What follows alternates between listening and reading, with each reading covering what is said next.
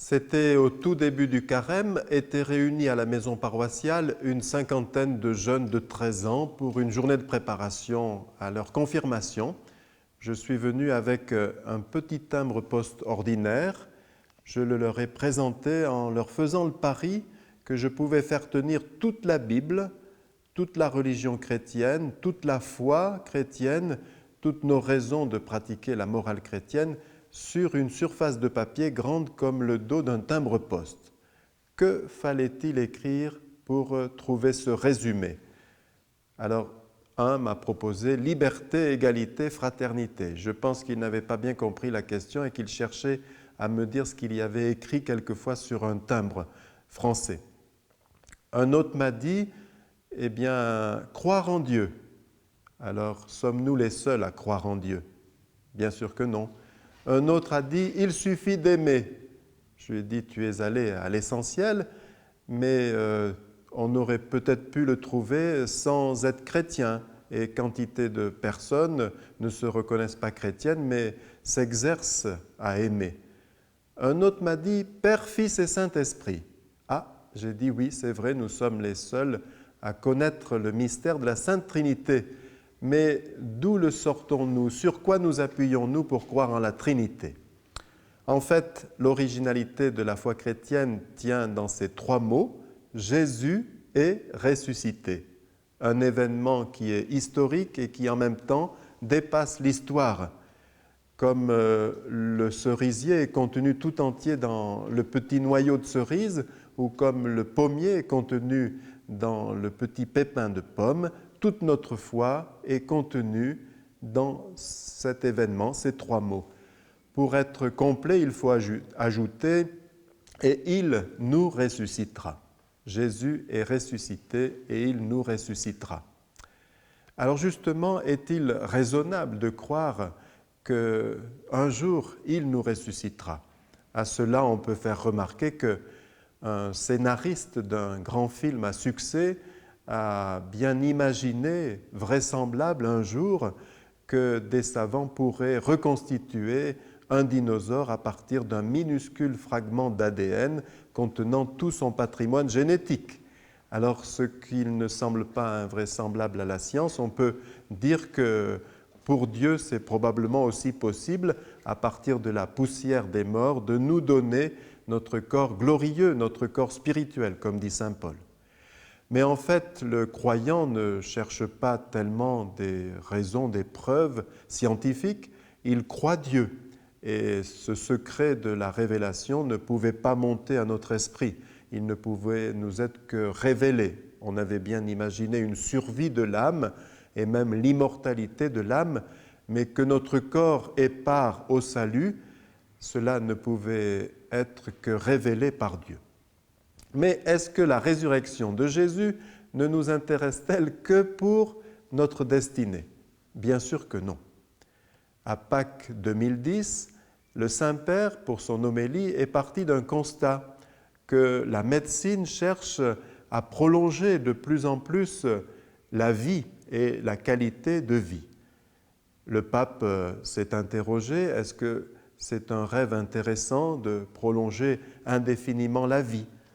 Mais, a-t-il dit, c'est vrai, nous cherchons depuis longtemps l'élixir de vie, nous cherchons cette plante médicinale, remède d'immortalité. Et, dit le pape, est-ce qu'elle ne devrait pas apporter plutôt un surcroît de vie, une qualité de vie intérieure, plutôt qu'un prolongement de vie? Mais, a dit le Saint-Père, ce remède d'immortalité existe, il est désormais accessible. En fait, c'est le baptême. Par le baptême, nous recevons ce remède d'immortalité.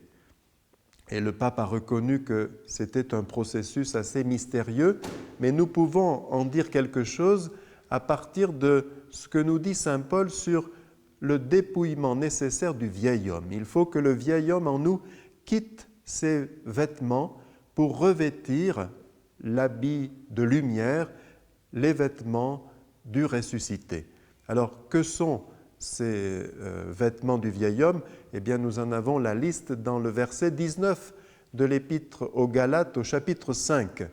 Saint Paul les énumère. la débauche, l'obscénité, les rivalités, la sorcellerie, l'envie, la jalousie, la colère, la haine, les querelles, les dissensions, les rivalités, etc.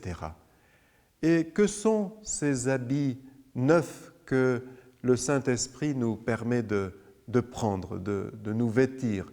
Eh bien, ils sont énumérés 3 versets plus loin, au verset 22 de ce même chapitre 5.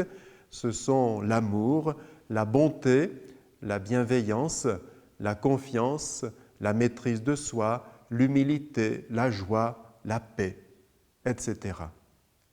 Et le Saint-Père nous dit que voilà, toute la vie chrétienne consiste à quitter les vêtements de l'homme ancien, du vieil homme, pour revêtir les habits de lumière. Au fond, on pourrait dire que, en ce qui concerne la résurrection de Jésus, c'est un peu comme cette vitrine magique.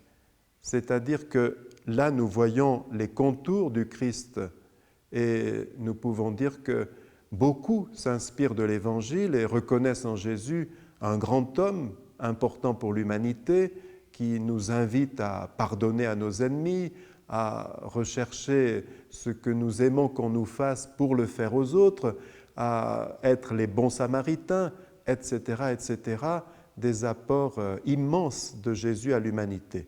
Mais pour la résurrection, il s'agit en fait de prendre des couleurs. Voilà, sans Jésus, la vie peut au fond être plutôt fade, sans saveur.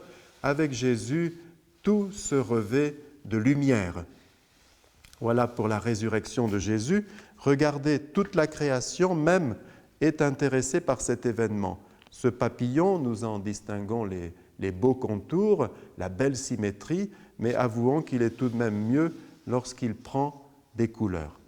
Évidemment, la résurrection de Jésus n'a rien de magique, mais ces 2 petites vitrines peuvent nous aider à comprendre quel bouleversement cela représente dans la vie de quelqu'un lorsqu'il reconnaît Jésus ressuscité.